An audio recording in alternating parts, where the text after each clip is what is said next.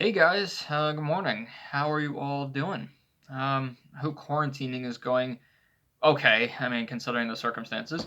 While we're in quarantine, I wanted to keep doing reviews, but I figured I'd just do them on some older movies that have already come out that I hadn't gotten a chance to review yet, or just are some of my favorites, or like today are just ones that I just couldn't stop thinking about and had to say something on, or I'm going to implode. So that's a good transition into I just watched The Lighthouse the other day. And I don't know what to do with this movie. If you guys have seen The Lighthouse, you understand what I'm talking about. So this is the next movie by I think it came out the end of last year. The next movie by Robert Eggers, who also did The Witch, the Witch, whatever you want to call it. And it stars Robert Pattinson and Willem Dafoe. And it is just the nuttiest movie about two lighthouse workers, one who tends the actual lantern and one who does kind of tasks around. Willem Dafoe is kind of the boss, and Robert Pattinson's sort of just the chore boy. And this movie gets so weird. I knew going in that it was really weird. I knew that, and so I wasn't like jarred by the fact that it was weird. Um, but it's like if the film world hasn't prepared me for weird movies by now, then I just need to get out. Because there are so many that are like this.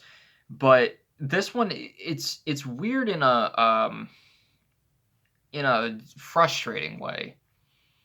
And I'll get to what I mean by that in a minute. But first, I'm going to start with the good stuff because I have a lot to talk about in terms of confusing things. But I'm going to start with just the straight good stuff.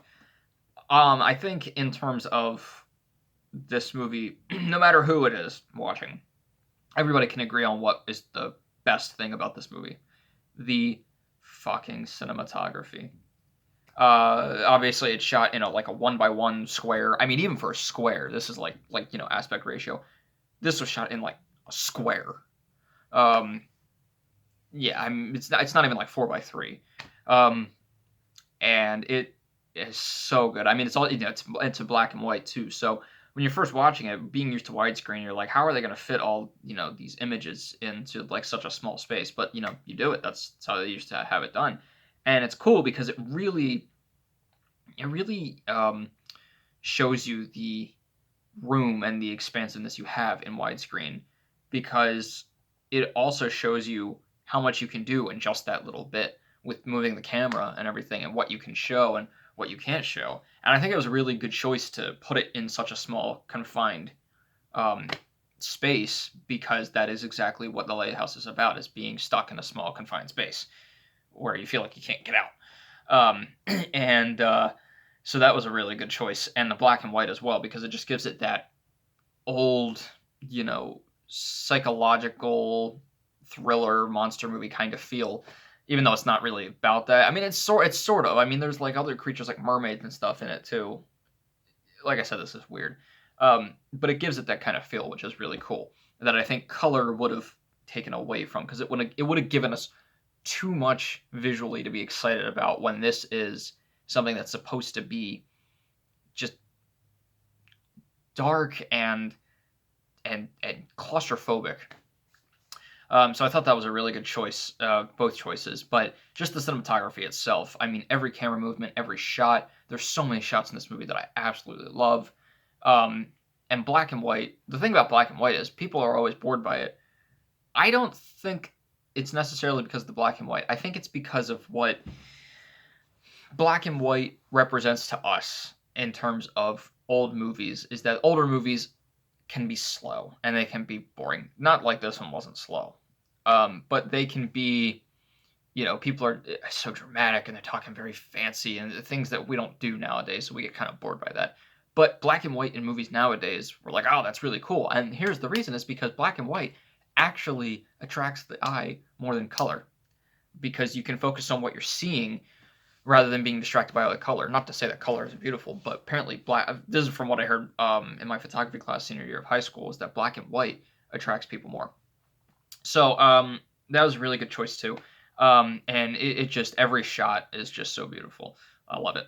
The lighting, especially. I mean, there are just some shots that you already have black bars on the side, and then you have almost nothingness here. So all you're seeing, like with those two at dinner, you're just seeing this little halo of light around them, and that's it on the screen. So that was just, it was all so beautiful. Also, the acting was really well done. Um, I say that with a grain of salt, considering I have no idea what this movie is about. I mean, I know it's about, but like, there's so many parts in this movie that I'm confused about that I take that with a grain of salt. But the acting was so good. I mean, I really loved it. Not loved. I was really intrigued by these characters, and this is the first time I think I've seen Willem Dafoe in something that I wasn't. No, I saw him in Platoon, but this is the first time in a while I've seen him in something that I was like, okay, he's not playing like a caricature or something like when he was playing the Green Goblin. He's playing like a real person, and I really loved him in this. And then Robert Pattinson was great as well. He was so good, taking the regular man and kind of going insane with him a little bit. So those are the things that I really loved about this movie. I also love that it just made me think. I mean, there's so many movies nowadays that um, are just standard formula, and that's fine. But sometimes I'm like, I want something original. This gave me original. I don't know how I feel about that, but it gave me original. So at least it made me think a little bit for like an hour and 45 minutes. So those are what I liked about the movie. Now, like I said, I love this movie and I hate this movie at the same time. Um, the things that I don't like about the movie, honestly, it's not so much that I don't like it, it's just that it frustrated me. Because halfway through this movie, you get from a standard, what's going on in the plot, to everything just goes insane.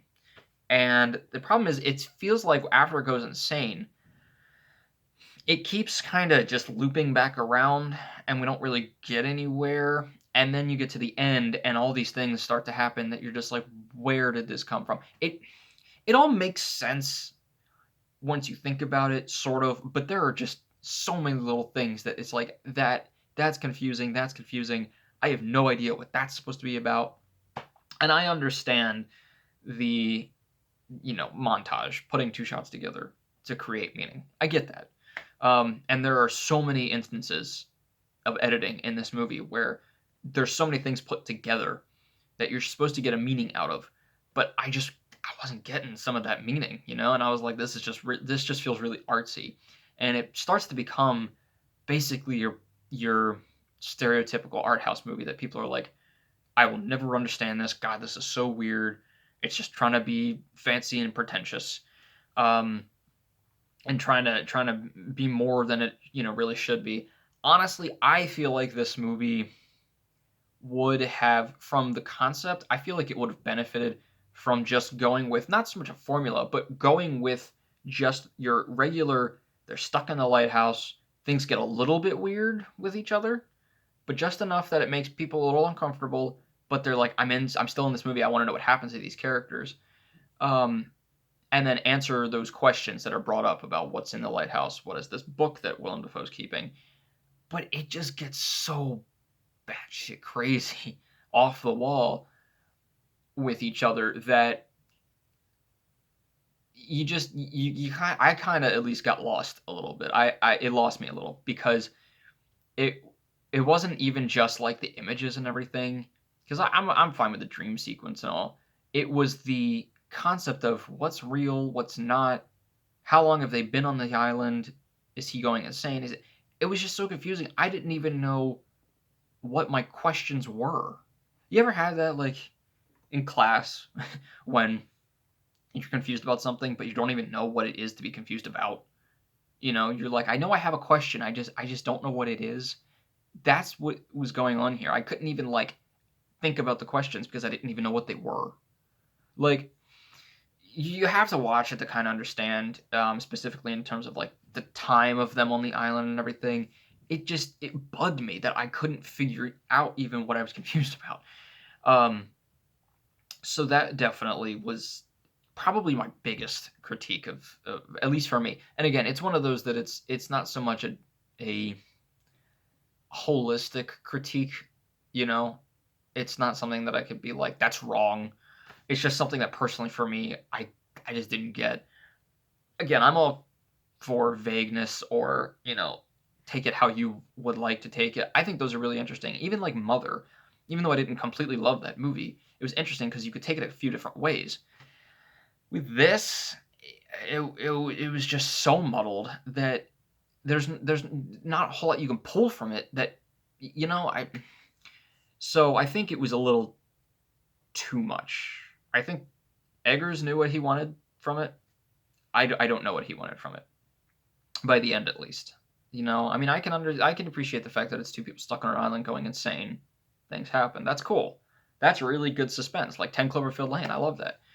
Um, but it just got so weird. And then by the end, I don't even know. Like the problem is it attempts to answer all your questions, and sort of doesn't.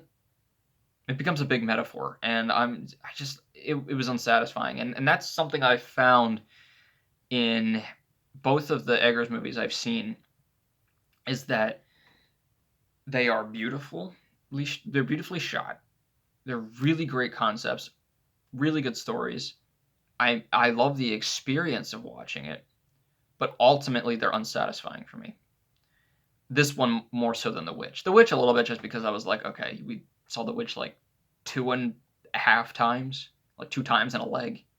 Um, but that one was okay.